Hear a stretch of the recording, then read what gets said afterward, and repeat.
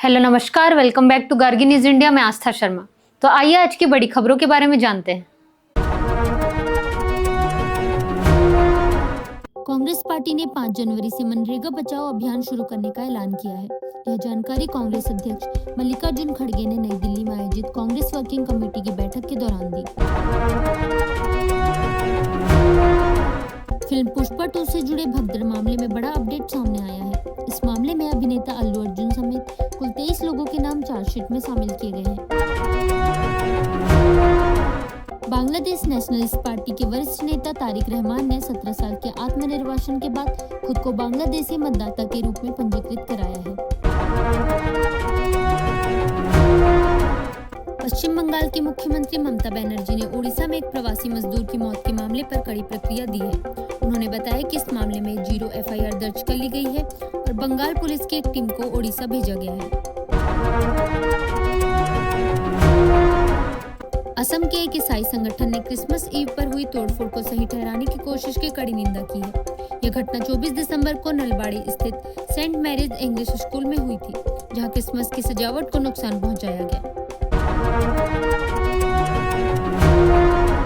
केरल के मत्थाथुर पंचायत में कांग्रेस को उस वक्त बड़ा राजनीतिक झटका लगा जब पार्टी के सभी 8 निर्वाचित सदस्यों ने सामूहिक रूप से इस्तीफा दे दिया। इसके बाद उन्होंने एक स्वतंत्र उम्मीदवार को पंचायत अध्यक्ष बनाने के लिए समर्थन दे दिया, जिसे लेकर राजनीति में हलचल मच गई है। पाकिस्तान के बलूचिस्तान प्रांत में सुरक्षा बलों ने बड़ी कार्रवाई करते हुए 13 आतंकवादियों को मार गिराया है। यह जानकारी पाकिस्तान सेना की मीडिया शाखा इंटर सर्विसेज पब्लिक रिलेशंस ने दी है। केरल के त्रिकाकरा से विधायक उमा थॉमस ने नगरपालिका के अध्यक्ष पद को लेकर कांग्रेस नेतृत्व से हस्तक्षेप की मांग की है।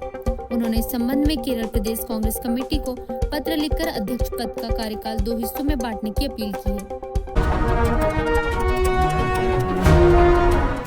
जम्मू में मेडिकल कॉलेज में दाखिले को लेकर विवाद के बाद हालात तनावपूर्ण हो गए हैं। इस मुद्दे को लेकर लोक भवन के बाहर जोरदार प्रदर्शन किया गया, जहां प्रदर्शनकारियों ने उपराज्यपाल का पुतला भी फूंका। यमन में जारी गृह युद्ध के बीच सऊदी अरब के नेतृत्व वाले गठबंधन ने UAE समर्थित अलगाववादी गुटों को कड़ी चेतावनी दी है। गठबंधन ने साफ कहा कि अगर हालात नहीं सुधरे तो तत्काल कार्रवाई की जाएगी। नए साल के जश्न से पहले सुरक्षा व्यवस्था को मजबूत करते हुए दिल्ली पुलिस ने दक्षिण पूर्वी दिल्ली में 966 लोगों को हिरासत में लिया है। यह कार्रवाई ऑपरेशन आघात 3.0 के तहत की गई। अरुणाचल प्रदेश के चांगलांग जिले में भारतीय सेना और असम राइफल्स ने एक संयुक्त सैन्य अभ्यास किया। इस अभ्यास का उद्देश्य सीमावर्ती इलाकों में सुरक्षा व्यवस्था को और मजबूत करना तथा जवानों की तैयारी और आपसी समन्वय को बेहतर बनाना था। प्रधानमंत्री राष्ट्रीय बाल पुरस्कार 2025 की सूची जारी कर दी गई है। इस साल के पुरस्कारों में युवा प्रतिभा वैभव सूर्यवंशी समेत कुल 3 बच्चों को सम्मानित किया गया है, जिनमें से 2 पुरस्कार मरणोपरांत दिए गए हैं।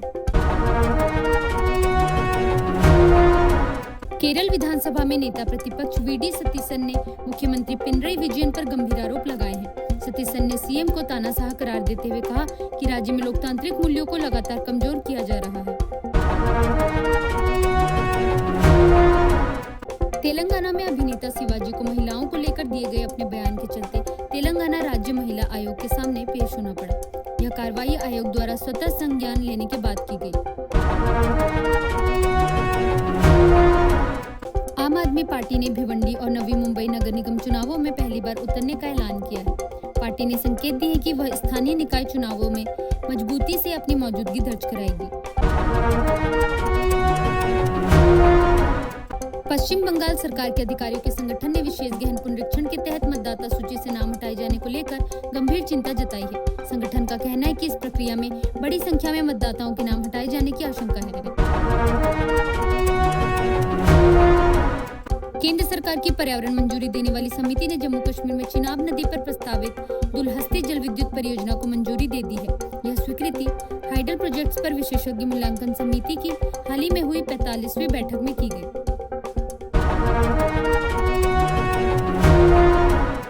भारतीय क्रिकेट की उभरती हुई प्रतिभा वैभव सूर्यवंशी को उनके शानदार प्रदर्शन के लिए राष्ट्रीय बाल पुरस्कार से सम्मानित किया गया है। यह सम्मान उन्हें कम उम्र में असाधारण क्रिकेट प्रतिभा दिखाने के लिए दिया गया है। चीन ने ड्रोन के इस्तेमाल को नियंत्रित करने के लिए अपने एविएशन कानून में संशोधन किया है। नए नियमों के तहत अब ड्रोन से जुड़े सभी कार्यों पर कड़ी निगरानी रखी जाएगी। यह नियम 1 जुलाई से लागू होंगे। थाईलैंड और कंबोडिया ने आपसी संघर्ष को खत्म करने के लिए तत्काल युद्ध विराम पर सहमति जता दी है। इस संबंध में दोनों देशों के रक्षा मंत्रियों के बीच संयुक्त बयान जारी किया गया। इंडिगो एयरलाइंस की उड़ानों में हुई भारी अव्यवस्था को लेकर गठित जांच समिति ने अपनी रिपोर्ट नागरिक उड्डयन महानिदेशालय को सौंप दी है। यह जानकारी आधिकारिक सूत्रों ने दी है। कांग्रेस नेता दिग्विजय सिंह ने कांग्रेस वर्किंग कमेटी की बैठक से पहले ऐसा बयान दे दिया जिससे राजनीतिक गलियारों में हलचल मच गई। उन्होंने कार्यक्रम के दौरान प्रधानमंत्री नरेंद्र मोदी की तस्वीर का जिक्र करते हुए पार्टी संगठन की तारीफ कर दी, जिसे लेकर विवाद खड़ा हो गया। ऑस्ट्रेलिया ने भारत में नकली एंटी रेबीज वैक्सीन को लेकर एक एडवाइजरी जारी की है। ऑस्ट्रेलियाई स्वास्थ्य अधिकारियों ने चेतावनी देते हुए कहा है कि भारत में उपलब्ध एक वैक्सीन बैच नकली हो सकता है, जिससे मरीजों की सुरक्षा को खतरा हो सकता है। रक्षा मंत्री राजनाथ सिंह ने कहा है कि अगर महिलाओं को समान अवसर दिए जाएं, तो वे पुरुषों के बराबर ही नहीं बल्कि उनसे बेहतर प्रदर्शन कर सकती है। उन्होंने यह बात एक कार्यक्रम को संबोधित करते हुए कही। कांग्रेस नेता राहुल गांधी ने केंद्र सरकार और बीजेपी आरएसएस पर गंभीर आरोप लगाए। उन्होंने कहा कि बीजेपी आरएसएस मिलकर देश की शिक्षा व्यवस्था और संस्थानों को कमजोर करने की साजिश रच रहे हैं। भारत सरकार ने दोहराया है कि वह देश से फरार हुए अपराधियों को वापस लाने के लिए पूरी तरह प्रतिबद्ध है। यह बयान विदेश मंत्रालय की ओर से उस समय आया जब हाल ही में ललित मोदी ने सोशल मीडिया पर एक वीडियो पोस्ट कर खुद और विजय माल्या को भारत के 2 सबसे बड़े भगोड़े बताते हुए मजाक किया था।